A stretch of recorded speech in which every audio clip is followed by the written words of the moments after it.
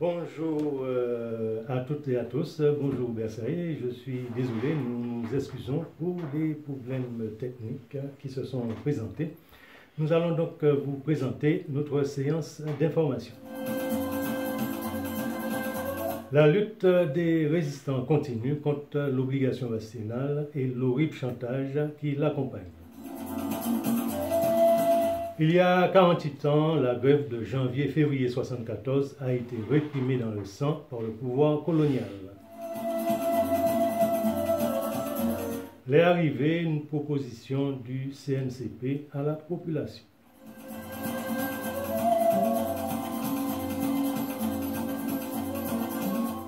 La lutte des résistants continue contre l'obligation vaccinale et l'horrible chantage qui l'accompagne.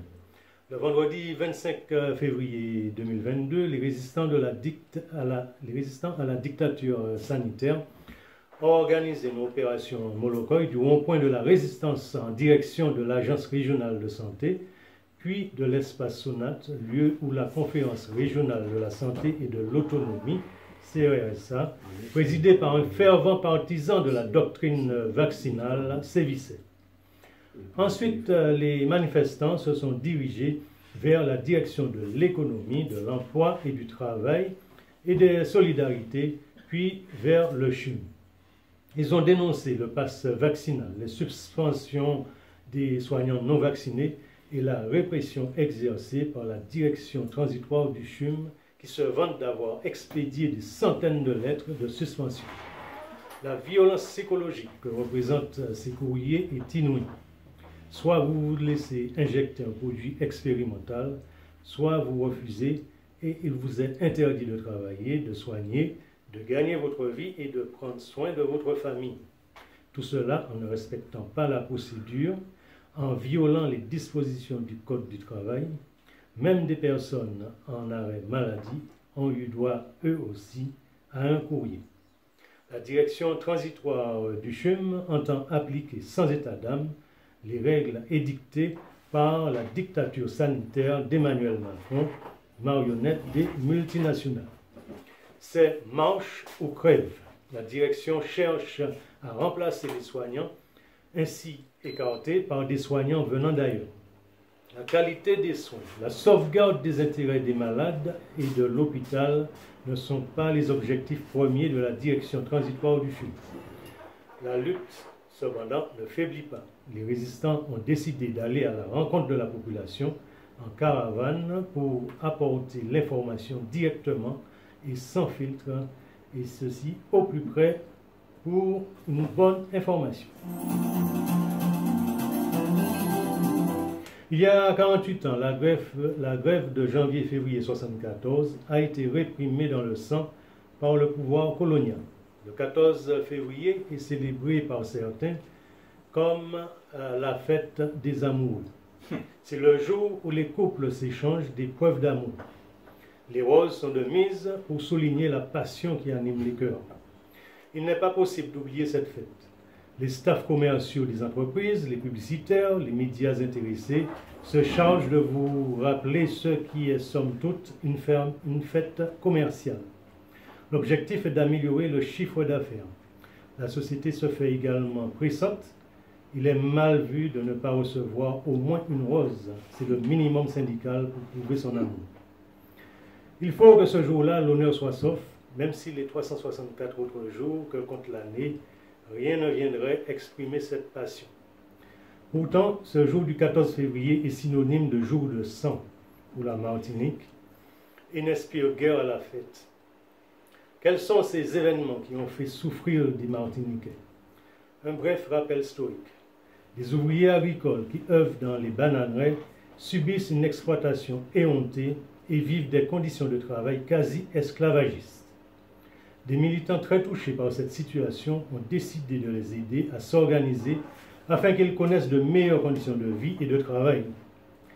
La grève qui va débuter en cette année 1974 a été préparée de longue date. Les ouvriers agricoles ont élaboré une plateforme de revendication comportant 11 demandes. Parmi elles figure l'application du SMIG qui était à 35,46 francs pour une journée de 8 heures, le paiement des heures supplémentaires, le paiement intégral du salaire en fin de semaine, la suppression totale des produits toxiques qui avaient déjà eu l'occasion d'envoyer en une seule fois plusieurs dizaines d'ouvriers à l'hôpital.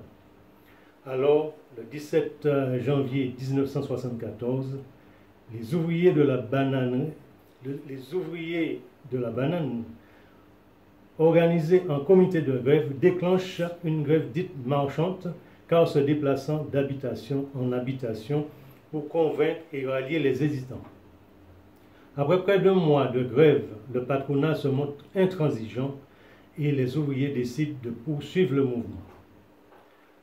Le 14 février 1974, sur le plateau de Chalvet, les forces de l'ordre colonial, appuyées d'un hélicoptère, ouvrent le feu sans aucune sommation sur un groupe de grévistes, tuant Raynor Ilmani et faisant plusieurs dizaines de blessés.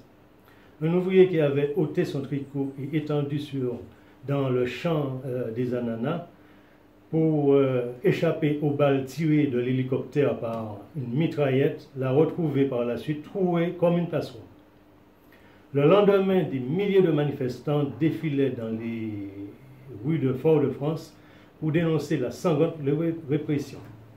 Le 16 février 1974, le corps torturé de Georges Marie-Louise a été retrouvé à l'embouchure de la rivière Capote.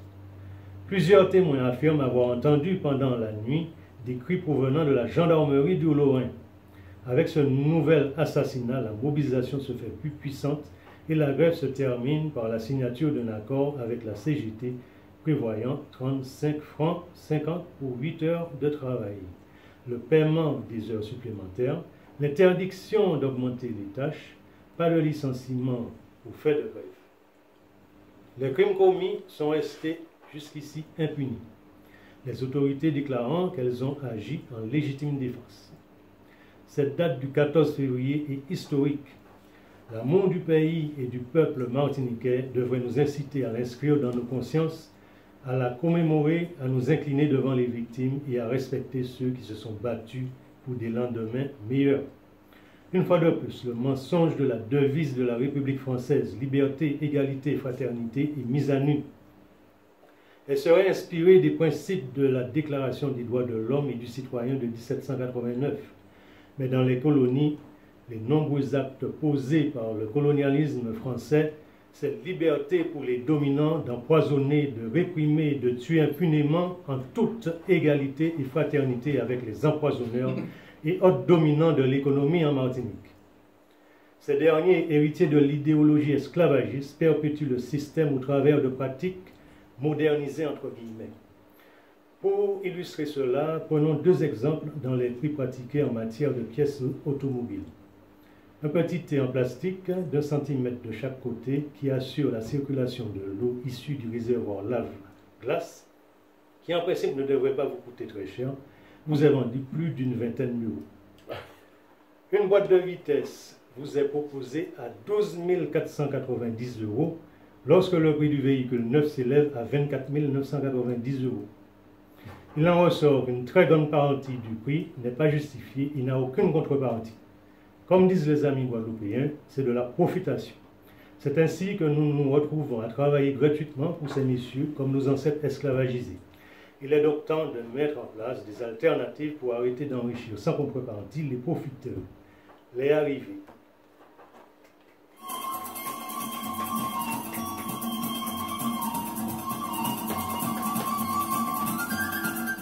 Les arrivées, c'est aussi ce que le CNCP propose, une co-construction qu'elle a proposée dimanche dernier, dimanche 20 février 2022.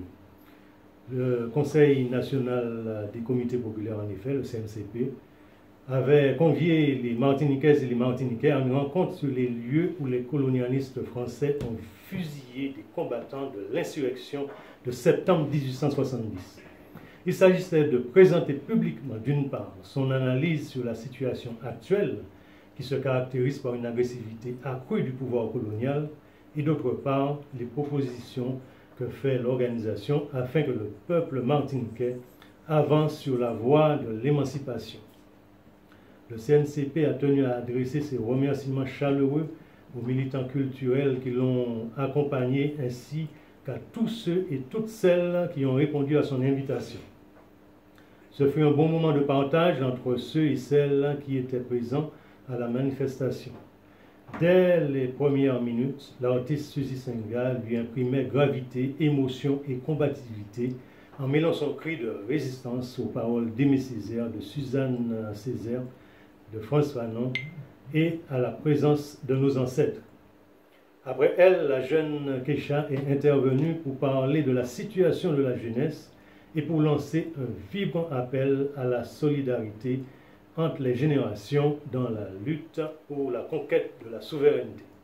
Ensuite, se sont succédés au micro Alain Liméry, Jean Abord et Robert Saé, membres du bureau du CNCP, qui tour à tour ont présenté l'analyse de la situation actuelle et les propositions de l'organisation. Intervention que vous pouvez retrouver sur le Facebook de Gigambout.